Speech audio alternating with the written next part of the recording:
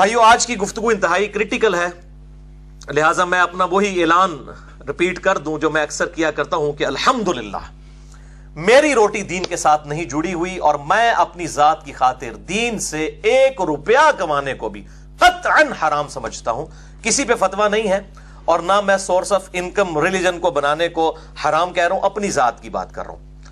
اور میں لعنت بھیجتا ہوں کسی بھی ایسی بیرونی امداد پر، خواہ وہ سعودیہ کی طرف سے ہو یا ایران کی طرف سے، کہ ان ملکوں کا ایجنڈا اس ملک میں، سب کانٹیننٹ میں، انڈیا، پاکستان اور بنگلہ دیش میں لانچ کیا جائے اور سنی شیعہ فساد کو فروغ دیا جائے اپنی ملوکیت کو بچانے کے لیے، اپنی حکومتوں کو بچانے کے لیے۔ لعنت بھیجتا ہوں ایسی امداد کے اوپر، اور یہی وجہ ہے میرے بھائیوں، میں نے فرقہ واریت کو 3 طلاقیں دے کر اور 4 تکبیریں پڑھ کر ہمیشہ کے لیے دفنا دیا ہے، کیونکہ جس کی روٹی دین کے ساتھ جڑ جائے اور وہ سورس آف انکم ریلیجن کو بنا لے، آپ اس سے کبھی بھی خیر کی توقع نہ رکھیں الا ماشاءاللہ، کوئی شاید لاکھوں میں ایک ہو، اور اللہ تعالیٰ سے دعا کریں کہ اللہ تعالیٰ اس دن سے پہلے کہ ہم میں سے کسی کی روٹی دین کے ساتھ جڑ جائے، اللہ تعالیٰ ہمیں ایمان و عافیت کے ساتھ مدینہ شریف میں موت، بقیع غرقد میں مدفن، اور جنت الفردوس میں اپنے محبوب صلی اللہ علیہ وآلہ وسلم کے قدموں میں جگہ عطا فرمائے، آمین۔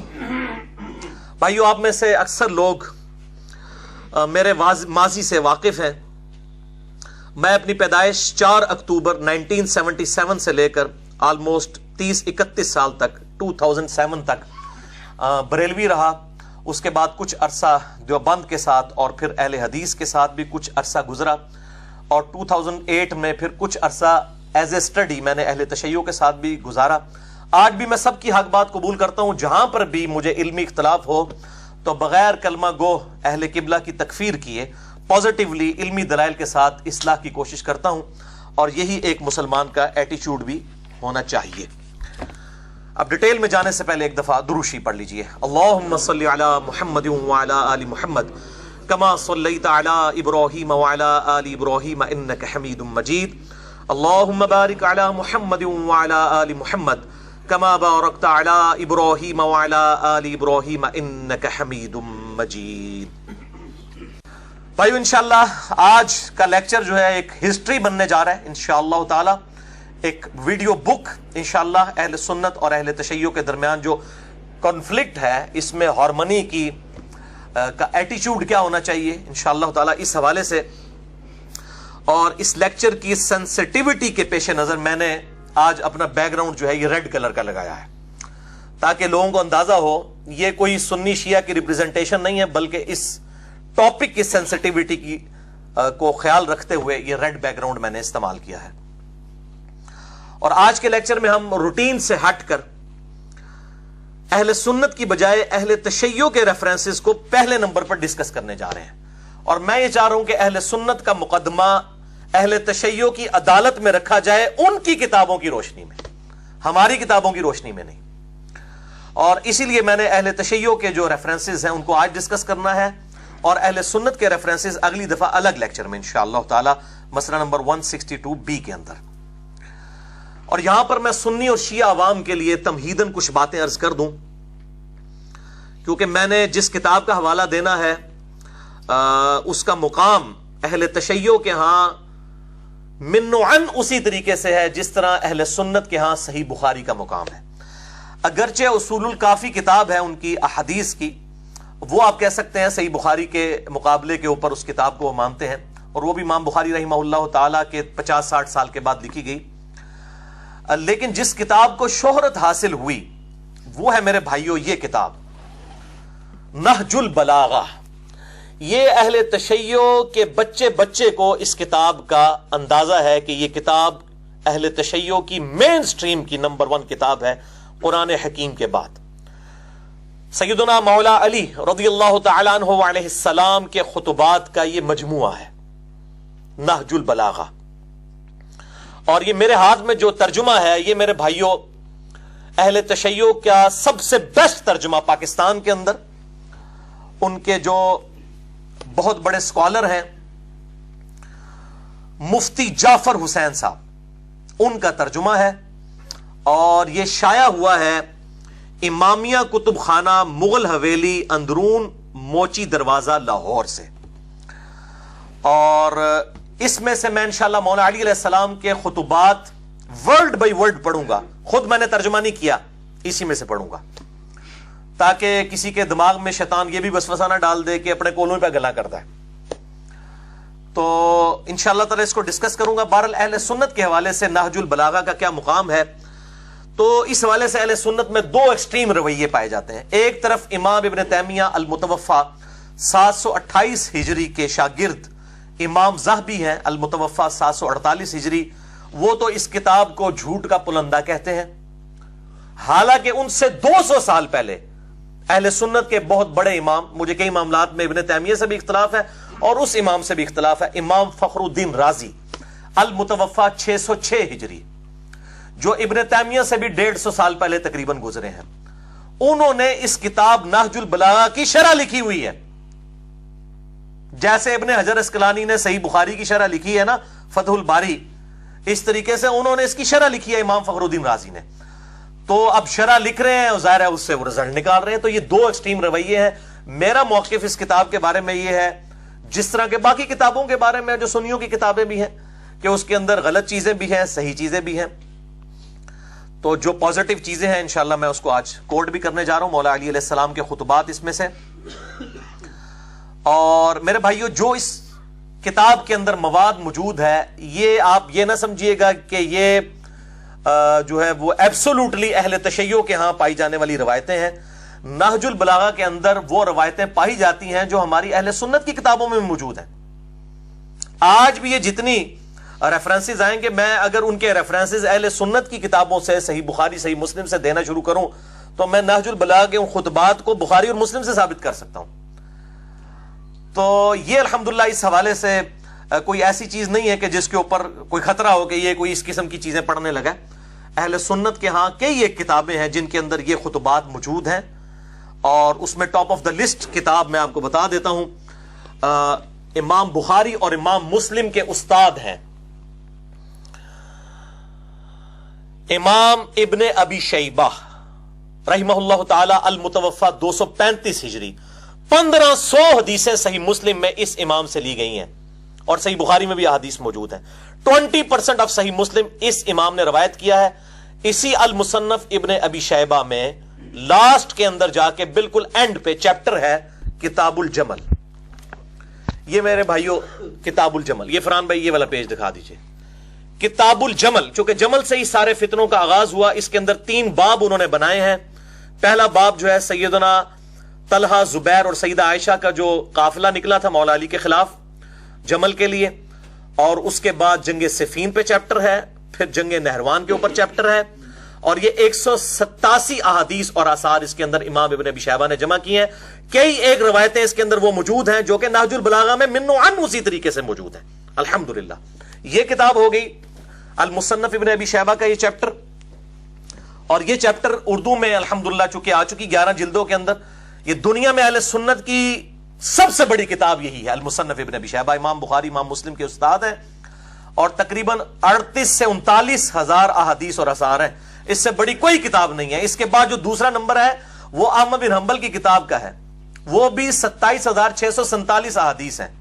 इससे 13-14 हजार उसमें कम है। इससे बड़ी कोई किताब ही नहीं है अहले सुन्नत की। तो इसका ये चैप्टर किताबुल जमल वाला, जिसमें बाब पहला जमल के ऊपर, फिर दूसरा सिफीन और तीसरा नहरवान पे, मौला अली अलैहिस्सलाम की इन जंगों की हकानियत के ऊपर, सऊदी अरब के सर्टिफिकेट या ईरान के सर्टिफिकेट के साथ नहीं, मेरे महबूब सल्लल्लाहु अलैहि वसल्लम की उन अहादीस के सर्टिफिकेट के साथ, जिनमें से अक्सर अहादीस बुखारी और मुस्लिम के अंदर मौजूद हैं।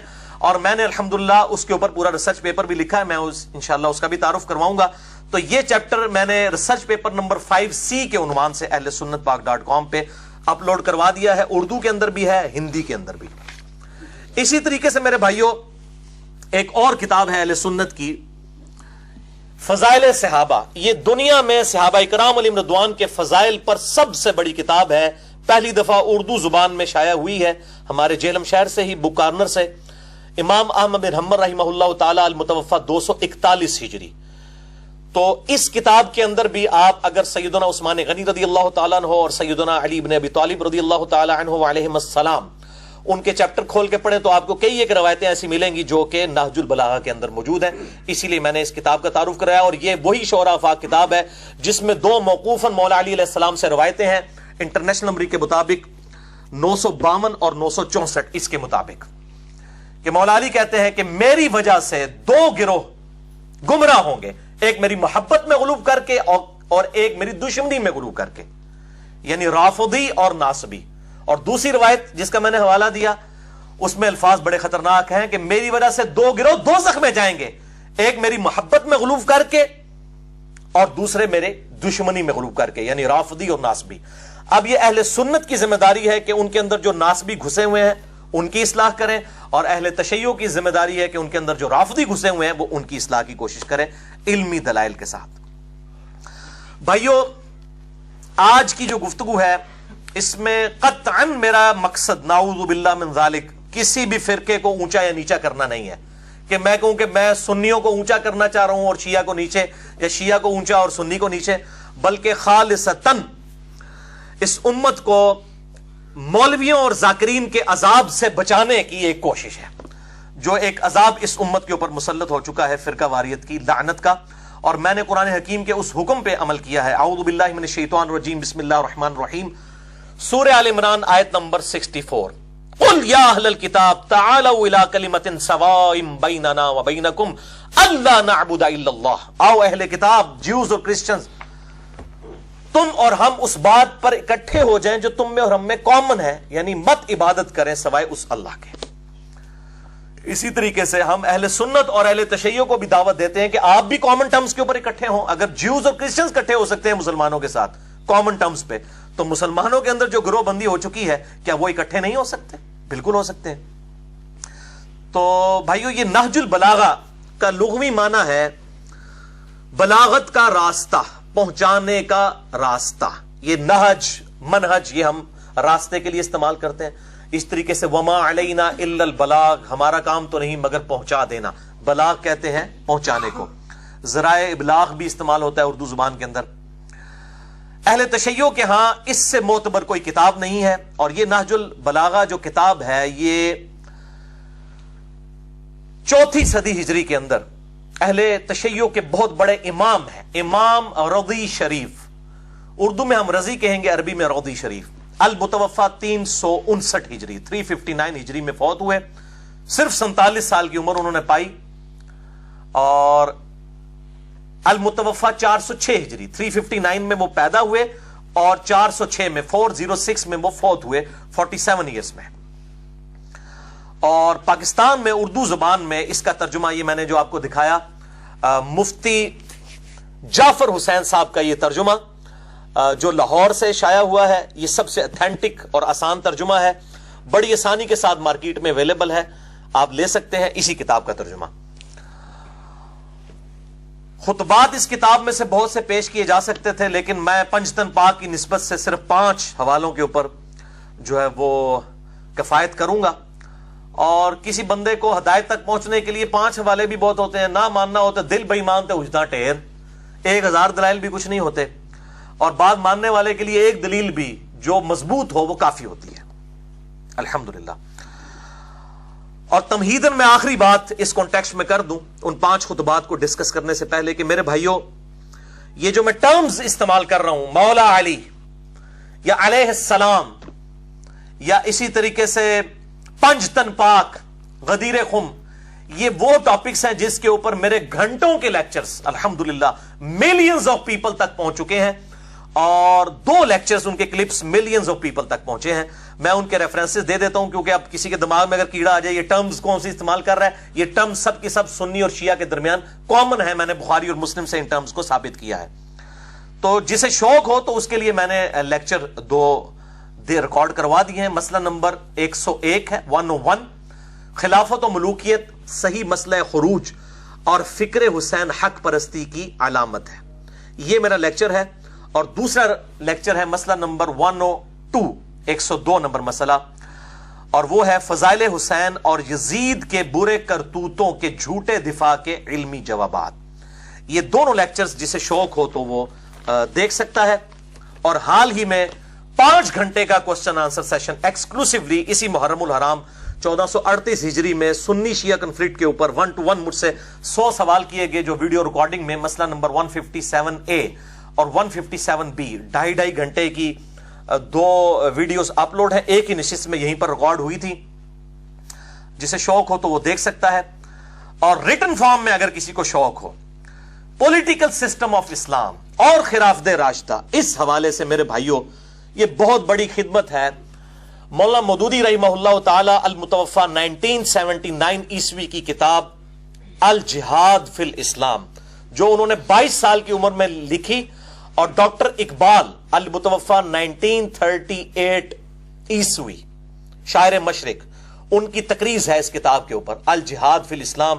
اس میں سارا انہوں نے بریف کیا ہے، لونڈیوں کا سسٹم کیا ہے، اسی طریقے سے جزیہ لینا، اسلام کا جو خلافت کا نظام ہے، کیوں اسلام میں صحابہ کرام نے رضوان کافروں پر چڑھ دوڑے، اور اس طریقے سے جو ان سے جنگ کرنے کے لیے آئے ان کی عورتوں کو لونڈیاں بنایا، سب عورتوں کو نہیں جو جنگ کرنے کے لیے آئے، اور غلام بنایا ان کے مردوں کو۔ اس حوالے سے جو علمی اعتراضات کیے جاتے تھے غیر مسلموں کی طرف سے پولیٹیکل سسٹم آف اسلام پہ، وہ اس کے اندر لکھے، اور یہ ہے میرے بھائیوں ان کا ایٹم بم۔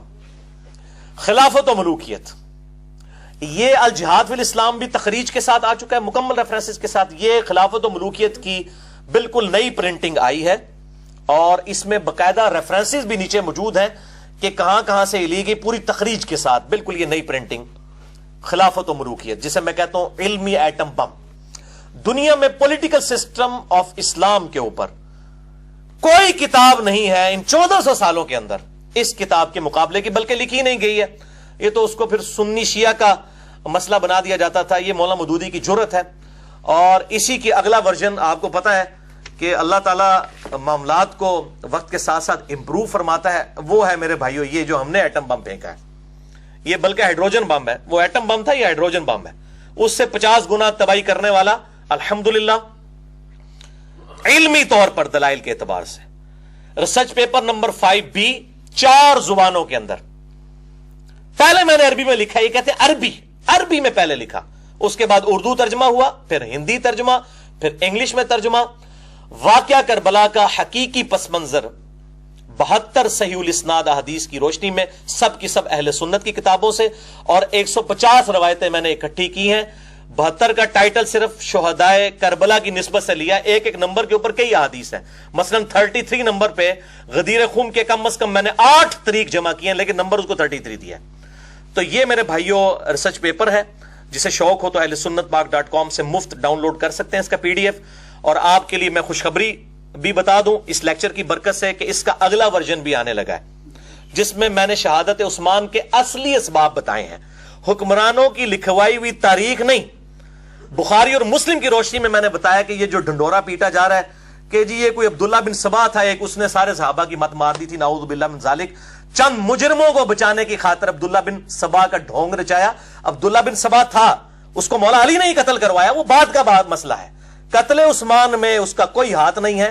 جن لوگوں کا ہاتھ ہے اور جن لوگوں نے یہ معاملات کیے اور اس خلافت کو ملوکیت میں بدلا، ان کا میں نے چٹا بٹا اس کے اندر مزید کھول دیا ہے۔ اور اب اس کتاب، اس ریسرچ پیپر 5B میں انشاءاللہ 8 پیجز ایڈ ہو جائیں گے۔ عربی ورژن میں نے اس کا لیٹسٹ اپلوڈ کر دیا ہے ویب سائٹ کے اوپر، اردو ترجمہ آج کل ہو رہا ہے، تقریباً 2-3 ہفتے کے اندر انشاءاللہ تعالی ہو چکا ہے، ابھی اس کی کمپوزنگ ہونی ہے، یہ فائنل ہو جائے گا۔ 5B کا اگلا ورژن 8 پیجز اس میں ایڈ ہوں گے، میں نے نمبرنگ اسی میں سے نکالی ہے، اس میں بھی 72 نمبر ہی ہیں، اور جو نمبرز کریٹیکل تھے وہ اپنی جگہوں پہ ہے، میں نے طریق ایڈ کیے ہیں، انشاءاللہ تعالی میں اس کا تعارف اگلے لیکچر میں کروا بھی دوں گا، کہاں کہاں پر میں نے ایڈیشن کی ہے۔ تو انشاءاللہ تعالی اس کے بعد کوئی گنجائش نہیں رہے گی، میں نے ہر چیز کھول کر بیان کر دی ہے الحمدللہ۔ آپ بلکہ سمجھیں کہ خلافت و ملوکیت کا مقدمہ میں نے بخاری اور مسلم اور باقی کتابوں سے الحمدللہ ثابت کیا ہے، اہل سنت کی کتابوں سے، فرقہ واریت کی لعنت سے بالا تر ہو کر۔ جسے شوق ہو تو اس کو ریسرچ پیپر کو ضرور پڑھے۔ اب ڈیٹیل میں جانے سے پہلے، ان 5 خطبات کو ڈسکس کرنے سے پہلے ایک دفعہ پھر دروشی پڑھ لیجئے۔ اللہم صلی علی محمد وعلی آل محمد کما صلیت علی ابراہیم وعلی آل ابراہیم انک حمید مجید۔ اللہم بارک علی محمد وعلی آل محمد کما بارکت علی ابراہیم وعلی آل ابراہیم فی العالمین انک حمید مجید۔ نہج البلاغہ سے سیدنا مولا علی رضی اللہ تعالی عنہ وعلیہ السلام کا پہلا خطبہ، ریفرنس نمبر 1، حجت الاسلام مفتی جعفر حسین صاحب کا ترجمہ، ورڈ بائی ورڈ میں اس میں سے پڑھوں گا۔ پیج نمبر ہے 384 اور خطبہ نمبر ہے 144 اس نہج البلاغہ میں سے. یہ دوبارہ دکھا دیجئے ان کو. لاہور سے یہ پرنٹ ہوئی ہے. مفتی جعفر حسین صاحب نے اس کا ترجمہ کیا ہے اور میں نے اہل تشیع علماء سے پوچھا, ان کا سب سے اتھینٹک ترجمہ یہی ہے جس کو آن کیا جاتا ہے. ان سے بڑا کوئی عالم دین نہیں ہے ان کا. تو اسی میں سے ورڈ بائی ورڈ میں پڑھوں گا, لفظ بل لفظ, کوئی الفاظ اپنی طرف سے نہیں انشاءاللہ تعالی. تو پہلا خطبہ ہے پیج نمبر 384 خطبہ نمبر 144, آیت الاستخلاف سورہ نور کی آیت نمبر 55 جس کے کانٹیکسٹ میں آج ہم ڈسکشن کر رہے ہیں. پرٹیکولرلی مولا علی علیہ السلام نے بھی اسی آیت کو خلافت راشدہ کی دلیل بنایا ہے نہج البلاغہ کے اندر.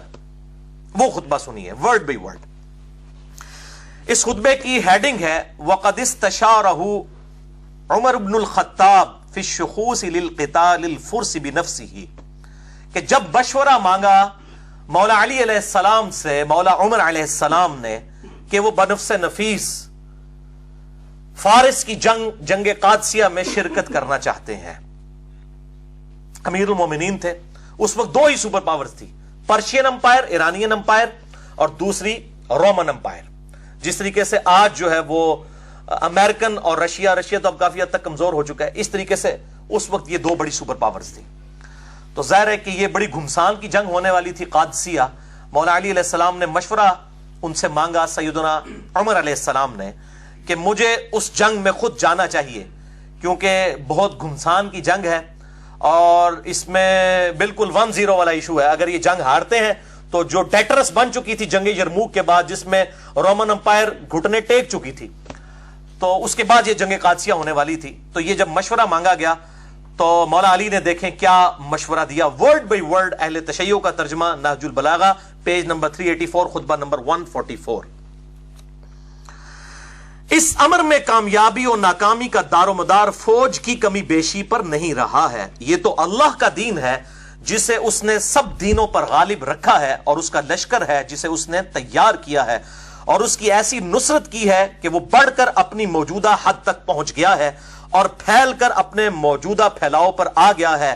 اور ہم سے اللہ کا ایک وعدہ ہے, سورہ النور آیت نمبر 55, وعد اللہ الذین آمنوا منکم وعملوا الصالحات لَيَسْتَخْلِفَنَّهُمْ فِي الْأَرْضِ, جو لوگ ایمان لے کر آئے اور انہوں نے نیک اعمال کیے میں ضرور بالضرور ان کو زمین میں خلافت دوں گا.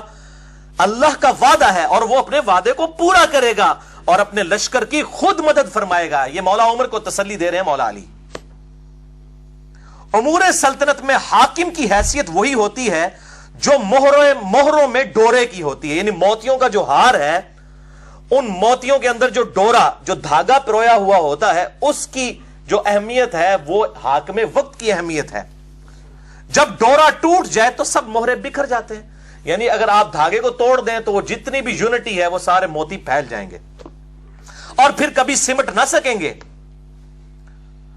آج عرب والے اگرچہ گنتی میں کم ہیں مگر اسلام کی وجہ سے بہت ہیں اور اتحاد باہمی کے سبب فتح و غلبہ پانے والے ہیں. یعنی اتحاد, اور میں اسی لیے کہتا ہوں اب یہ نہج البلاغہ میں پڑھ لوں تو سنی شیعہ بھی اتحاد کرے نا کافروں کے مقابلے پہ. یہ مولا علی کے خطبات جو ہیں, آپ اپنے مقام پر کھونٹی کی طرح جمے رہیں. یعنی آپ کو پتا نا کھونٹی ہوتی ہے نا, اس کے ساتھ سارے معاملات چلتے ہیں, اس کے ساتھ ہی چیزوں کو باندھا جاتا ہے. مضبوطی باندھی ہوئی چیز کی اسی کھونٹی کے اوپر ڈیپینڈ کرتی ہے. تو مولا علی نے مولا عمر کو کہا آپ کھونٹی کی طرح جمے رہیں یہیں مدینہ شریف میں, اور عرب کا نظم و نسق برقرار رکھیں اور انہی کو جنگ کی آگ کا مقابلہ کرنے دیں جن کو آپ بھیج رہے ہیں. اس لیے کہ اگر آپ نے اس سرزمین عرب کو چھوڑا تو عرب اطراف سے آپ پر ٹوٹ پڑیں گے, یہاں تک کہ آپ کو اپنے سامنے کے حالات سے زیادہ ان مقامات کی فکر ہو جائے گی جنہیں آپ نے پس پشت غیر محفوظ چھوڑ رکھا ہے. یعنی آپ خود قادسیہ میں چلے گئے تو پیچھے تو لوگوں کو موقع ملے گا کہ عمر چلا گیا, اب ان پہ ٹوٹ پڑو. کل اگر عجم والے آپ کو دیکھیں گے تو آپس میں یہ گفتگو کریں گے کہ یہ عمر ہے سردار عرب, اگر تم نے اسے قتل کر دیا تو سکون ہو جائے گا, آسودہ ہو جاؤ گے. تو اس کی وجہ سے ان کی حرص اور طمع آپ کے قتل کرنے پر ان کو آمادہ کر دے گی. لیکن یہ جو آپ کہتے ہیں کہ وہ لوگ مسلمانوں سے لڑنے بھیڑنے کے لیے چل کھڑے ہوئے ہیں تو اللہ ان کے بھڑنے کو آپ سے زیادہ برا سمجھتا ہے، اور وہ جسے برا سمجھے اس کے بدلنے اور روکنے پر قدرت بھی رکھتا ہے، اور ان کی تعداد کے متعلق جو آپ کہتے ہیں کہ بہت زیادہ ہے، تو ہم سابق میں بھی کثرت کے بلبوتے پر نہیں لڑا کرتے تھے بلکہ اللہ کی تائید اور نصرت کے سہارے پر لڑا کرتے تھے۔ یہ مولا عمر کو مولا علی تسلیاں دے رہے ہیں، اور پھر مشورہ مان لیا گیا اور سعد ابن ابی وقاص رضی اللہ تعالی عنہ علیہ السلام کو بھیجا گیا امیر بنا کر۔ 4 دن تک جنگ ہوئی، 8,500 مسلمانوں کی قربانیوں کے ساتھ اللہ تعالیٰ نے جنگ قادسیہ میں مسلمانوں کو فتح دی اور پرشین امپائر ہمیشہ کے لیے ختم ہو گئی، الحمدللہ۔ اور آپ حیران ہوں گے کہ پرشیا کے لوگوں کے پاس ہاتھی تھے جو وہ لے کے آئے، اور مسلمان عرب کے گھوڑے اس ہاتھی کو دیکھ کے ہی بھاگ جاتے تھے، اور مسلمان اس جواں مردی سے لڑے کہ انہوں نے اپنے گھوڑے واپس بھیج کے پیدل جا کے ہاتھیوں کو نیچے گرایا۔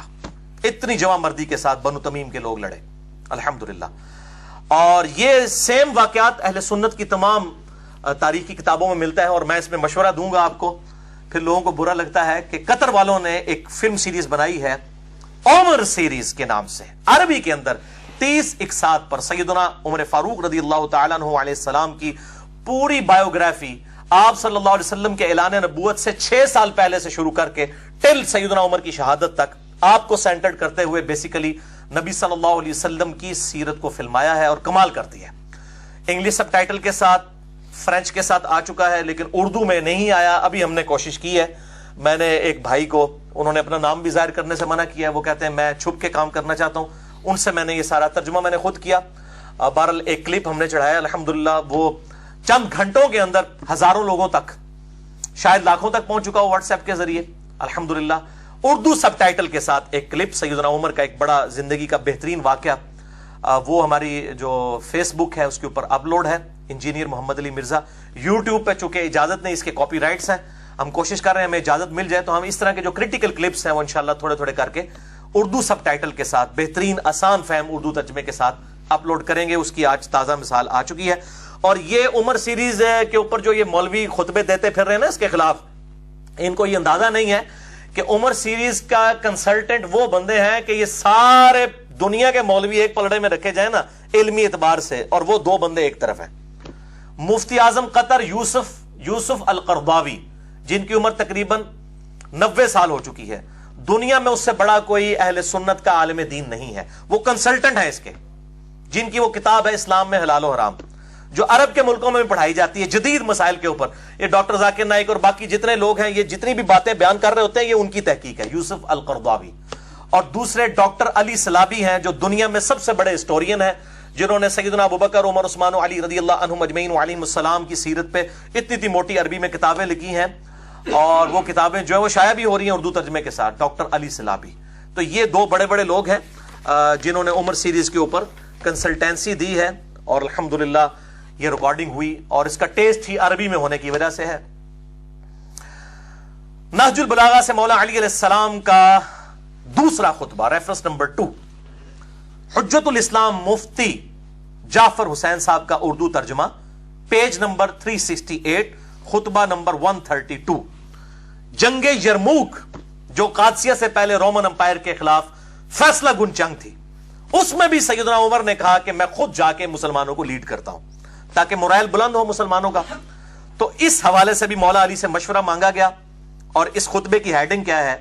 وَقَدْ شَاوَرَهُ عمر بن الخطاب فی الخروج الى غزو الروم بنفسه۔ جب مولا علی علیہ السلام سے مولا عمر نے مشورہ مانگا کہ وہ خود جا کر روم کا غزوہ لڑنا چاہتے ہیں۔ یہ غزوہ کو جو کہا گیا نا جس میں حضور شریک ہوں صلی اللہ علیہ وآلہ وسلم، وہ غزوہ ہوتا ہے، دوسرا جو ہے وہ سریہ ہوتا ہے، یہ بالکل جھوٹ ہے، محدثین اس فرق کو نہیں مانتے۔ غزوہ کا لفظ کسی لیے بھی استعمال ہو سکتا ہے۔ مسئلہ نمبر 127B امام محمد مہدی والے لیکچر کے اندر میں نے اس کے اوپر ڈیٹیل سے گفتگو کی ہے، غزوہ ہند والی حدیث کے اوپر۔ وہ کہتے ہیں نہیں غزوہ اس لیے کہ نبی صلی اللہ علیہ وسلم خود آ جائیں گے، نعوذ باللہ، غزوہ ہی، اب غزوہ روم کا لفظ یہاں پہ موجود ہے، حالانکہ اس میں تو نہیں موجود تھے۔ تو جب مشورہ مانگا گیا جنگ یرموک پہ جانے کے لیے، تو اب مولا علی کیا کہتے ہیں ورڈ بائی ورڈ؟ اللہ نے دین والوں کی حدوں کو تقویت پہنچانے اور ان کو ان کی غیر محفوظ جگہوں کو دشمن کی نظر سے بچانے کا ذمہ لے رکھا ہے. وہی خدا اب بھی زندہ و غیر فانی ہے کہ جس نے اس وقت ان کی تائید و نصرت کی تھی جبکہ وہ مسلمان تھوڑے تھے, غزوہ بدر میں تھوڑے سے تھے, کہ دشمن ان سے انتقام نہیں لے سکتے تھے, کہ وہ اپنے دشمن سے انتقام نہیں لے سکتے تھے. اللہ نے اس وقت بھی مسلمانوں کی مدد کی اور ان کی حفاظت کی جب وہ اتنے کم تھے کہ اپنے کو محفوظ نہیں رکھ سکتے تھے. تم اگر خود ان دشمنوں کی طرف بڑھے اور ان سے ٹکرائے اور کسی افتاد میں پڑ گئے تو اس صورت میں مسلمانوں کے لیے دور کے شہروں کے پہلے کوئی ٹھکانہ نہ رہے گا اور نہ تمہارے بعد کوئی ایسی پلٹنے کی جگہ ہوگی کہ اس کی طرف پلٹ سکیں. یعنی سیدنا عمر کو کہہ رہے ہیں تو سیدھے تھم ہو ساڑھے تو انو کو جو ہو گیا تھا پیچھے کے بڑھے گا. اگر وہاں پہ مسلمان شکست کھاتے ہیں تو آپ کی طرف تو آ سکتے ہیں, آپ پھر نئی کمک بھیج سکتے ہیں. اگر کسی افتاد میں پڑ گئے تو اس صورت میں مسلمانوں کے لیے دوسرے شہروں کے پہلے کوئی ٹھکانہ نہ رہے گا اور نہ تمہارے بعد کوئی ایسی پلٹنے کی جگہ ہوگی کہ اس کی طرف پلٹ کر آ سکیں. تم ان کی طرف اپنی بجائے کوئی تجربہ کار آدمی بھیجو اور اس کے ساتھ اچھی کارکردگی دکھانے والے, خیر خواہی کرنے والے لوگ بھیج دو. اگر اللہ نے غلبہ دے دیا تو تم یہی چاہتے ہو, اگر دوسری صورت یعنی شکست ہوئی تو تم لوگوں کے لیے ایک مددگار اور مسلمانوں کے لیے پلٹنے کا مقام ہوگے. دیکھو کیا تعریفی کلمات ہیں مولا عمر کے لیے, مولا علی کے, کہ آپ مسلمانوں کے لیے وہ پناہ گاہ ہوں گے کہ اگر شکست ہو بھی گئی یرموک میں تو مسلمان آپ کی طرف پلٹیں گے. آپ جب زندہ و سلامت ہوں گے پھر مورال بلند ہو جائے گا. اور اللہ تعالیٰ نے یہ نوبت ہی نہیں آنے دی سیدنا علی کے مشورے پر ابو عبیدہ ابن جراح کو. مولا علی علیہ السلام کے مشورے کے بعد مولا عمر نے بھیجا وہاں پر جنگ یرموک میں, اور خالد ابن ولید جو آرمی چیف تھے ان کو معزول کر دیا. اور بڑے لوگوں نے کہا فتح کیسے ہوگی؟ انہوں نے کہا یہی تو بتانا چاہ رہا ہوں, خالد ابن ولید کی وجہ سے فتوحات نہیں ہو رہی, رب خالد کی وجہ سے ہو رہی ہے. رب الخالد ہے جو, اس کی وجہ سے ہو رہی ہیں فتوحات. اور پھر لوگوں نے دیکھا یہاں پہ اگر کسی جونیئر کو آپ آرمی چیف بنا دیں باقی سارے استعفے دے کے سائڈ پہ ہو جاتے ہیں. پھر بھی ہم لوگ محب الوطنی کا اور اسلام سے محبت کا دعویٰ کریں تو پھر شرم کا مقام ہے. اور یہاں پر دیکھیں سیدنا خالد ابن ولید عام سپاہی کی حیثیت سے لڑے ابو عبیدہ ابن جراح کے نیچے, اور اللہ تعالیٰ نے فتح دے دی جگہ یرموک کے اندر. 1.5 لاکھ کی فوج اور مسلمان چند ہزار تھے, اللہ تعالیٰ نے فتح دی. اور یہ اللہ تعالیٰ کا وعدہ تھا, اور الحمدللہ ابو عبیدہ ابن جراح رضی اللہ تعالیٰ عنہ علیہ السلام کے ہاتھوں پر یہ فتح قیامت تک کے لیے مسلمانوں کی دعاؤں کا ذریعہ ہے ان کے لیے, کہ اللہ تعالیٰ ان کو جزائے خیر اس حوالے سے عطا فرمائے. آمین ثم آمین. نہج البلاغہ سے مولا علی علیہ السلام کے خطبے کا تیسرا ریفرنس, حجت الاسلام مفتی جعفر حسین صاحب کے اردو ترجمہ میں پیج نمبر 107, خطبہ نمبر ہے 5. یہ بڑی کڑوی باتیں ہیں, بڑے حوصلے سے سننی ہیں. جب ابو سفیان نے عباس ابن عبد المطلب جو نبی صلی اللہ علیہ وآلہ وسلم کے چچا تھے, ابو سفیان فتح مکہ پہ معافی مانگ کے مسلمان ہو گیا. اس کی یاری دوستی تھی عباس کے ساتھ. جب مسلمانوں نے سیدنا ابو بکر الصدیق کی بیعت کر لی, مولا علی نے اس وقت تک نہیں کی تھی, 6 مہینے بعد کی. یہ پوری ڈیٹیل طرف 3 گھنٹے کا لیکچر ہے, مسئلہ نمبر 55B میرا اہل سنت پاک.com پہ. وصی رسول کون ہے اور حدیث قرطاس کا تحقیقی جائزہ, جسے شوق ہو تو وہ دیکھ سکتا ہے. اب اس نے موقع غنیمت جانا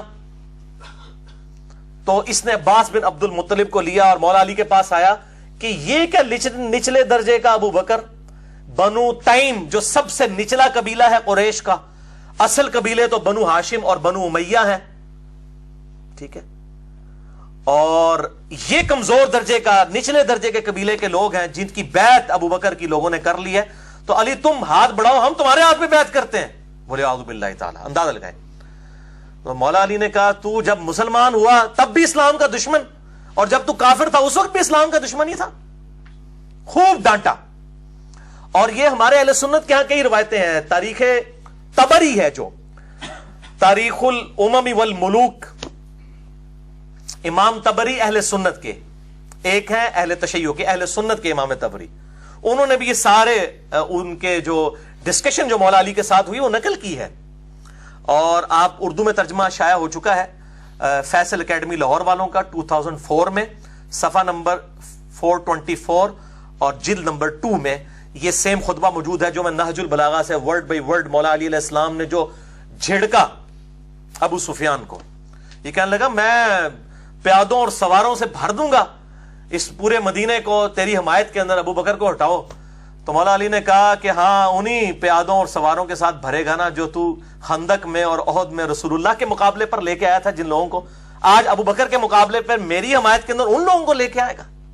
اسی لیے میں کہتا ہوں یہ لوگ مطلب ادھر بھی اسلام کے ساتھ دشمنی، یہاں پہ بھی ظاہر ہے کہ کمزور درجے والے لوگ تھے، نبی علیہ السلام کی ان کو صحبت اتنی نہیں ملی، ہم ان کو صحابی مانتے ہیں رضی اللہ تعالیٰ عنہ کہتے ہیں، لیکن ان کو صحبت نہیں ملی تو ظاہر ہے وہ کمزوریاں پھر نظر بھی آ رہی ہیں. اب یہ وہ آپ ورڈ بائی ورڈ خطبہ سنیں مولا علی نے کیا ڈانٹا ہے، اور اس میں کئی ایک ٹروتھ ایکسپوز کیے مولا علی نے. اے لوگو، فتنہ و فساد کی موجوں کو نجات کی کشتیوں سے چیر کر اپنے کو نکال لو، تفرقہ اور انتشار کی راہوں سے اپنا رخ موڑ لو، نہ انتشار پیدا کرو. جب بیعت ہو گئی ہے ٹھیک ہے. اللہ اکبر. فخر و مباحات کے تاج اتار ڈالو. وہ اتنا فخر کرتا تھا جی، بنو تیم، ایک بنو تمیم ہے ایک بنو تیم ہے جس میں سے سیدنا ابو بکر تھے. وہ کہتے ہیں یہ بنو عدی بھی بالکل نچلے درجے کا تھا جس سے حضرت عمر بنے ہیں. یہ قبائلی سسٹم میں اس وقت دو ہی تھے، ایک بنو امیہ اور دوسرے بنو ہاشم. ایک کے پاس جو ہے حکومت تھی اسلام سے پہلے، دوسروں کے پاس جو ہے وہ بنو ہاشم کے پاس جو ہے وہ خانہ کعبہ کی تولیت تھی. جس طرح آج بھی سعودیہ کے اندر آل سعود ہیں ان کے پاس حکومت ہے، اور آل شیخ جو ہے انہوں نے مسلح سنبھالے ہوئے ہیں. یہی معاملہ اس وقت بھی تھا. تو اب وہ کہہ رہے ہیں کہ جی یہ کمزور درجے کے قبیلوں کے لوگ، ان کو آپ خلیفہ چن رہے ہیں. آپ دیکھیں کیا کہہ رہے ہیں، فخر و مباحات کے تاج اتار ڈالو، صحیح طریقہ عمل اختیار کرنے میں کامیاب وہ ہے جو اٹھے تو پر اور بال کے ساتھ اٹھے، اور نہیں تو اقتدار کی کرسی دوسروں کے لیے چھوڑ دے. وہ کہہ رہے ہیں جب لوگوں نے اتفاق کر لیا ابو بکر کے اوپر، پھر اس معاملے میں اس کو معاملے کو بگاڑنے کی ضرورت نہیں ہے، بلکہ اقتدار کی کرسی ان کے لیے چھوڑ دی جائے. ظاہر نبی صلی اللہ علیہ وسلم بادشاہ نہیں تھے، اللہ کے خلیفہ تھے دنیا پہ. آپ یہ ملوکیت کر ہی نہیں سکتے تھے کہ مولا علی کو اپنے بعد خلافت دے کر جاتے. اگرچہ مولا علی حقدار بھی تھے، کسی بھی درجے میں کسی صحابی سے کم نہیں تھے بلکہ بڑھ کر ہی تھے، لیکن آپ صلی اللہ علیہ وآلہ وسلم یہ ملوکیت نہیں کر سکتے تھے. اور سیدنا علی کو بھی یہ پتا تھا. مسئلہ نمبر 55B، وصی رسول کون ہے صلی اللہ علیہ وآلہ وسلم اور حدیث قرطاس کا تحقیقی جائزہ، اس میں میں نے ڈیٹیل سے ہی بات کی ہے. اب یہاں پر دیکھیں وہ کہتے ہیں، اور اس طرح خلق خدا کو بد امنی سے راحت میں رکھو. اس وقت طلب خلافت کے لیے کھڑا ہونا ایک گدلا پانی اور ایسا لقمہ ہے جو کھانے والے کے گلے میں پھنس کر رہے گا. پھلوں کو ان کے پکنے سے پہلے چننے والا ایسا ہی ہے جیسے دوسروں کی زمین میں کاشت کرنے والا. وہ کہتے ہیں جب پھل کچا ہو تو اس کو تو نہیں اتارنا چاہیے، یعنی میں بھی پھل ہوں، میرا پکنے کا وقت آئے گا جب جمل، صفین اور نہروان لڑنی ہوگی. وہ میرے نبی نے میری ڈیوٹی لگائی ہے. وہ ظاہر ہے چوتھے خلیفہ نہیں لڑنی تھی آ کے، تو کچے پھل کو مت توڑو. اب وہ ان کو یہ باتیں پتا تھی، وہ آگے بات یہ کریں گے بھی. اگر بولتا ہوں تو لوگ کہتے ہیں یہ دنیاوی سلطنت میں اٹھ کھڑے ہوئے ہیں، اور اگر میں چپ رہتا ہوں تو لوگ کہتے ہیں موت کے ڈر سے چپ کر گیا. افسوس اب اس بات پر کہ جب میں ہر طرح کے نشیب و فراز دیکھ چکا ہوں. وہ کہتے ہیں میں نے تو ہر جگہ اسلام کے لیے قربانیاں دی، میں تقیہ کس طرح کر سکتا ہوں، میں اللہ کا شیر ہوں. یہ کہتے ہیں خالد ابن ولید نے وہ جکڑ کے رسیوں میں، جھوٹی روایت، وہ 1 کروڑ خالد ابن ولید مولا علی کا مقابلہ نہیں کر سکتے.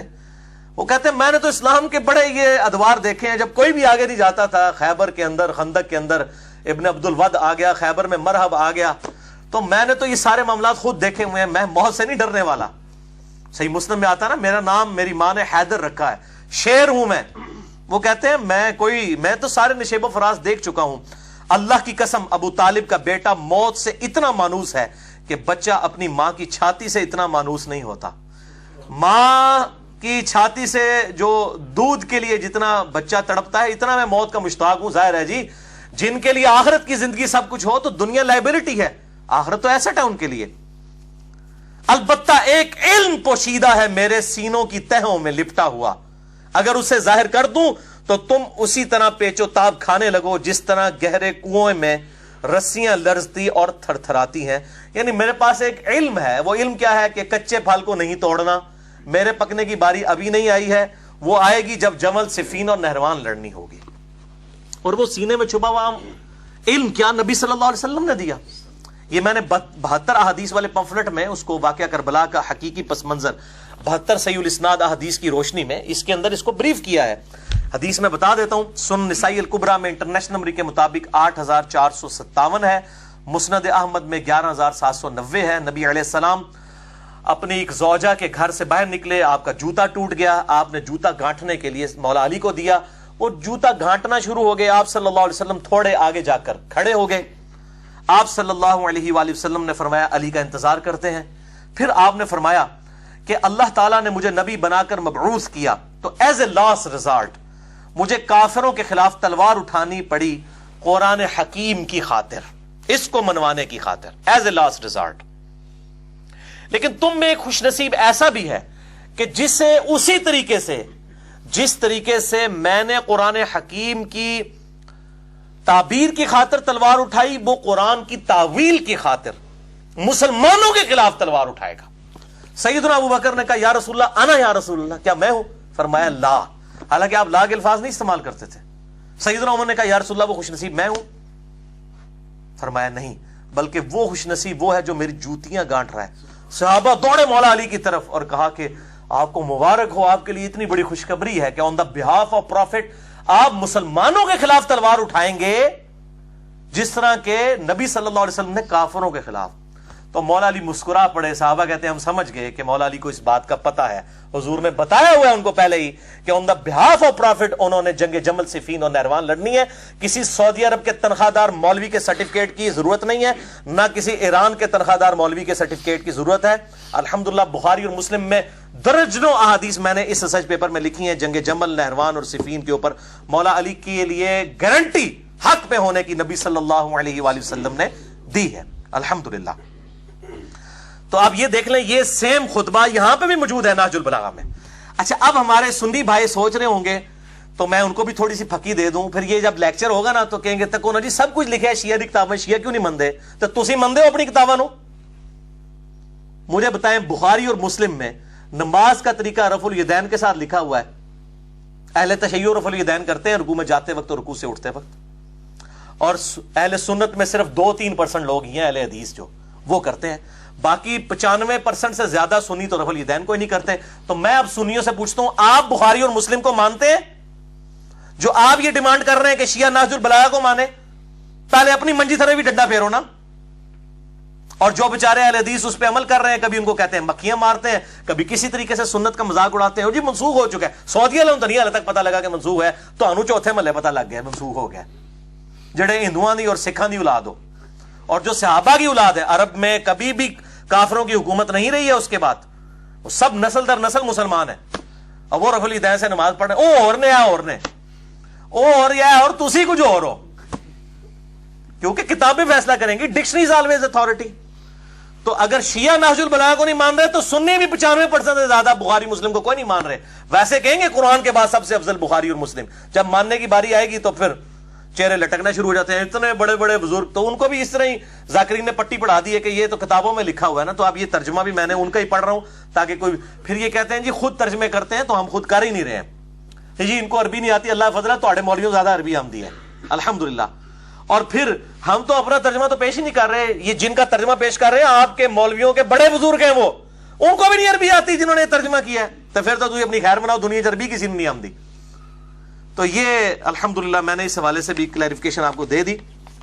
تو میرا تو موقف یہی ہے اس کے فرقہ واریت کے حوالے سے, یہ لعنت جو ہے, ان الذین فرقوا دینہم وکانوا شیعا لست منہم فی شیء, سورہ الانعام آیت نمبر 159, جنہوں نے دین میں فرقے بنائے اور اپنے آپ کو گروہوں میں بانٹ لیا ہے, نبی صلی اللہ علیہ وسلم آپ کا ان سے کوئی تعلق ہی نہیں ہے. تو انما امرہم الی اللہ, ان کا معاملہ اللہ کے سپرد ہے. اللہ تعالیٰ قیامت دن کو بتائے گا ان کے ساتھ کہ انہوں نے یہ فرقہ واریت کی لعنت جو امت میں ان ذاکرین نے اور مولویوں نے عام کی ہے, اور وہ اپنی اپنی مرضی کی چیزیں لے کے پھر رہے ہیں.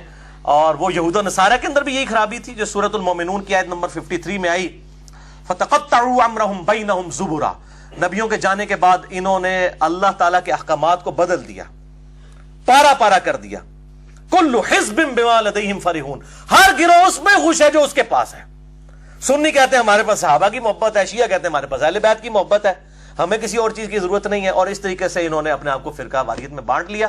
तो अल्लाह ताला माता फज़रहुम फी गमरतिहिम हत्ता हीन, ऐ नबी इनको अपनी मदहोशी में रहने दे हत्ता कि इनके मौत का वक्त आ जाए, तो अल्लाह ताला इनको फिर बता देगा। ये है तो तावील खास के एतबार से यहूद और नसारा के बारे में है, लेकिन बुखारी और मुस्लिम की मुत्तफ़क़ुन अलैह हदीस है, मेरी उम्मत में वही खराबियां पैदा होंगी जो यहूद और नसारा के अंदर पैदा हुई।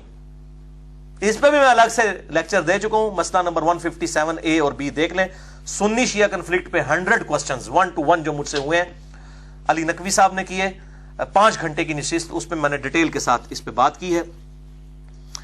नहजुल बलागा से चौथा खुतबा, सेकंड लास्ट, खुलफाए सलासा की तौसीक मौला अली अलैहिस्सलाम की तरफ से मौला अबू बकर, मौला उमर, मौला उस्मान रज़ियल्लाहु अन्हुम अजमईन व अलैहिमुस्सलाम की तौसीक एक खुतबे के अंदर। हुज्जतुल इस्लाम मुफ्ती जाफर हुसैन के उर्दू तर्जमा, पेज नंबर 643, मकतूब नंबर 6। यह खत है जो मुआविया बिन अबी सुफियान रज़ियल्लाहु ताला अन्हु के नाम मौला अली ने लिखा जब उन्होंने बगावत की। तो यह खत जो लिखा, यह वर्ड बाय वर्ड मैं खत पढ़ने लगा हूं, मौला अली का खत मुआविया बिन अबी सुफियान के नाम। वो कहते हैं, जिन लोगों ने अबू बकर, उमर और उस्मान की बैत की थी, उन्होंने मेरे हाथ पर उसी उसूल के मुताबिक बैत की है जिस उसूल पर वो उन 3 खुलफा की बैत कर चुके थे। मौला अली अपनी खिलाफत की दलील किसको बना रहे हैं? उन असहाब को कि जिन्होंने अबू बकर, उमर और उस्मान को खलीफा चुना। इसका मतलब है कि उनकी खिलाफत भी फिर ठीक थी। मौला अली कह रहे हैं मेरी खिलाफत को जस्टिफाई कर रही हैं ये चीजें कि उन्हीं लोगों ने मुझे खलीफा चुना है जिन्होंने अबू बकर, उमर, उस्मान को चुना था। ठीक है जी। अब वो जो है वो सुन्नियों के अंदर जो नासबी घुसे हुए हैं, वो कहते नहीं ये तो वो थे बागी थे जो हजरत उस्मान को कत्ल करने आए थे, वो सहाबा इकराम थे, बागी नहीं थे। वो बीच में कुछ लोग घुसे, लेकिन वो भी यहूदी नहीं, मुसलमान ही थे, उनको तावील की गलती लगी। ये अब्दुल्ला बिन सबा वाला जो ढोंग रचाया हुआ है ना, अब्दुल्ला बिन सबा बाद में आया, उसे मौला अली ने खुद कत्ल करवाया। मसला नंबर 157 में मैंने इनके पूरी इस डॉक्ट्राइन का चट्टा बट्टा खोल दिया। बुखारी और मुस्लिम की रोशनी में चंद बदमाशों को बचाने के लिए इन लोगों ने ये एक जो है डॉक्ट्राइन घड़ी के जी, अब्दुल्ला बिन सबा कोई था, 40,000 साहबा की उसने मत मार दी नऊज़ुबिल्लाह, एक कल्ले ने। तो फिर की तरबियत तो 40,000 बंदे दी, अकल मत लवो, साहबा कराम की तौहीन करते हो ये बात करके कि एक अब्दुल्ला बिन सबा ने सबकी मत मार दी, नाऊज़ुबिल्लाह मिन ज़ालिक, हया करो। तो मौला अली कह रहे हैं मुआविया से कि अबू बकर, उमर और उस्मान की बैत जिन असहाब ने की थी ना, उन्हीं उसूलों पर, तो हजरत अली जिस उसूल पर खलीफा बने वो तो ठीक, और उसी उसूल पर मौला अली कह रहे हैं अबू बकर, उमर, उस्मान भी खलीफा बने तो वो भी ठीक। ठीक है ना जी। सिंपल मैथमेटिक्स है, किसी जाकिर के सर्टिफिकेट की जरूरत नहीं है। और जहां जितने भी 100 के करीब लोग बैठे हैं, इस आवाज को लोगों तक पहुंचाएं, इस हक आवाज को लोगों तक पहुंचाएं कि किताबों के अंदर ये बात क्या लिखी है। जिन लोगों ने अबू बकर, उमर, उस्मान की बैत की थी, उन्होंने मेरे हाथ पर उसी उसूल के मुताबिक बैत की जिस उसूल पर उनकी बैत कर चुके थे, और इसकी बिना पर जो हाजिर है उसे फिर नजर सानी का हक भी नहीं है कि जी असी तो है नहीं सा इन्होंने को खलीफा चुन लिया। उन्होंने कहा ਤੁਹਾਡੀ की औकात है? जब असहाबे बदर, असहाबे शजरा ने मौला अली को खलीफा चुन लिया, तुम लोगों की फतह मक्का पे माफी मांगने वाले लोगों की क्या औकात है उनके मुकाबले पे? हमारे मुकाबले पे नहीं, उनके मुकाबले पे कोई नजर सानी का हक नहीं, और जो पर वक्त मौजूद ना हो उसे रद्द करने का इख्तियार भी नहीं। और शूरा का हक सिर्फ मुहाजिरीन और अंसार को है। वो अगर किसी पर एका कर ले और उसे खलीफा समझ ले तो उसमें अल्लाह की रिजा और खुशनुदी समझी जाएगी। यही सेम खुतबा सही बुखारी मुस्लिम में मौला अली का भी है, मौला उमर का, जो 6 रुकनी कमेटी थी, मौला अली को, उस्मान को, Talha, Zubair, Abdurrahman bin of और साद इब्न अबी वक़ास की कमेटी बनाई। वो इंशाल्लाह मैं अगली दफा बताऊंगा कि ये लोग किस तरीके से इन लोगों के खिलाफ फिर खड़े हुए। तो कहते हैं कि अल्लाह की रजा भी इसमें है। अब जो कोई उसकी शख्सियत पर एतराज या नया नजरिया इख्तियार करता हुआ अलग हो जाए, यानी वो शख्सियत जिसको असहाबे रसूल ने चुना है सल्लल्लाहु अलैहि वसल्लम, वो उससे अलग हो जाए तो उसे वो सब उसी तरफ वापस लाएंगे बाय फोर्स जिधर से वो मुनहरिफ हुआ है, और अगर इनकार करेगा तो उससे लड़ेंगे, क्योंकि ऐसा शख्स मोमिनीन के तरीके से हटकर दूसरी राह पर हो लिया है اور جدھر وہ پھر گیا ہے اللہ تعالیٰ بھی اسے ادھر ہی پھیر دے گا. اگر بندے دا پتر نہ بنے تو اللہ تعالیٰ پھر اسی گمراہی چ سٹ دے گا. تو بائی فورس معاویہ ہم تجھے رائے راست کے اوپر لے کر آئیں گے, مجھے خلیفہ چنا ہے. اصحاب بدر اصحاب شجرہ نے. اب یہ دیکھیں کتنے کلیئر کٹ. اور یہ جو اشارہ کیا یہ سورۃ الحجرات کی آیت نمبر 9 ہے کہ جب کوئی مسلمان گروہ باغی ہو جائے نہ حق اس کے خلاف قتال کرو یہاں تک کہ وہ توبہ پر آمادہ ہو. تو اسی کی بنا پہ یہ قتال کیا گیا, جنگ صفین ہوئی. تو وہ کہتے ہیں ہم بائی فورس تجھے لے کے آئیں گے, اگر پھر بھی نہ آیا تو پھر ادھر ہی چلا جا جدھر اللہ نے تجھے پھینکا. اللہ اکبر. اے معاویہ میری جان کی قسم اگر تم اپنی نفسانی خواہشوں سے دور ہو کر عقل سے دیکھو گے تو سب لوگوں سے زیادہ مجھے ہی عثمان کے خون سے بری پاؤ گے, مگر یہ کہ تم بہتان باندھ کر کھلی ہوئی چیزوں پر پردہ ڈالنا چاہتے ہو. والسلام. چلو مسلمان مانا معاویہ کو. میں اہل تشیع کو بھی کہتا ہوں وہ کمزور درجے کا مسلمان تھے لیکن ہے مسلمان تھے, منافق نہیں تھے. ان کا معاملہ اللہ کے سپرد. السلام بھی اس میں کیا, والسلام لکھ کے خط کو مکمل کیا اور کہا یہ جو عثمان کے قتل کا جو بہانہ بنایا ہے مجھے خوب پتا ہے, سانون پتا ہے کہ کیا ہوا ہے. ٹھیک ہے, میں بخاری مسلم تو کھول دیتا ہے کہ کیا ہوا ہے, اصل مقصد کیسی. تو وہ انشاءاللہ میں اگلی دفعہ بتاؤں گا کہ ان لوگوں کی کیا ورلڈنگ ہوا کرتی تھی. اور مولا عمر نے پہلے ہی بتا دیا تھا.